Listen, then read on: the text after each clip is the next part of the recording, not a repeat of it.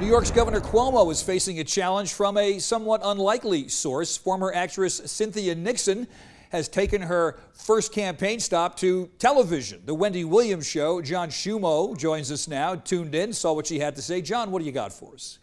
George, actress and now candidate for governor Cynthia Nixon made her first national television appearance since announcing her run for New York's highest office. She chatted with talk show host Wendy Williams about improving subways and schools, legalizing marijuana, and toughening gun control laws. Nixon didn't attack Governor Cuomo, her fellow Democrat, on this stage, but she mentioned the need for change in Albany.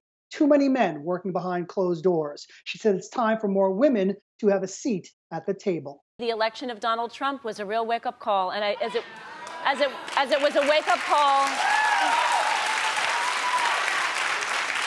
for women across the country, that if we don't like the direction our government is going in, we have to step up and we have to get involved like never before. George, many Democrats across the state aren't thrilled with Nixon's decision to primary Governor Cuomo, who obviously has a high national profile. Her presence can potentially divide the Democratic Party, and many observers note she's already making some noise. I don't know whether Cynthia Nixon has the potential to beat Cuomo, but if there were ever a year in which she could try, it's this year. Now, on Tuesday, Cuomo pressured two rival Democratic Senate leaders in Albany to unify, and the powerful breakaway Independent Democratic Conference did agree to dissolve. Nixon took to Twitter this afternoon and did fire off some very critical tweets about the governor. She said in one, "If you set your own house on fire and watched it burn for 8 years, finally turning on a hose doesn't make you a hero." This race is very interesting early on. George, back to you. All right, John, joining us now. You're now part of the A-plus panel. Let's bring in Peter Brown, Linden councilman. Thank you. And, of course, our good friend Bob Bianchi, former prosecutor and defense attorney now. Gentlemen, is the presence of another Democrat going after a figurehead like Cuomo, is that more destructive than it is helpful? Let's start with you, Bob. Well, it's destructive, but it's what's being said. And, you know, it's Martin Luther King anniversary of his death. And I recall, I'm pretty confident, that we should be judging people by the content of their character as opposed to the color of their skin.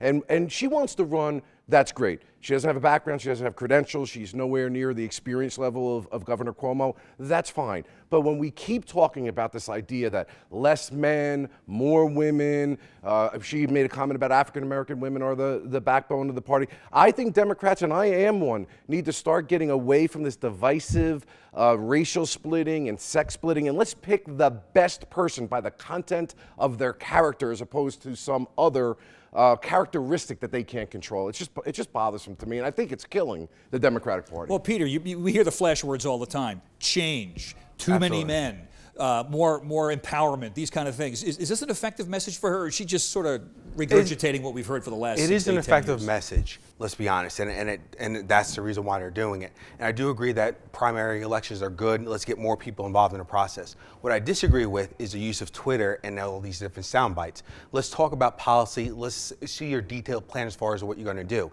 It's easy for people to complain. It's easy for people to talk about issues. It's a lot harder to come up with a solution on how you're going to address these issues. That's what we should be seeing. John Schumo, we're going to give you the last word on this. I mean, we've seen campaigns. I can go back and remember when Ted Kennedy challenged Jimmy Carter, you know, in 1980, and that was divisive. Okay, is this bad for the Democratic Party? Is it bad for Governor Cuomo? It certainly doesn't help Governor Cuomo in his attempt to run for first re-election in the fall, and especially if he has presidential aspirations in the future.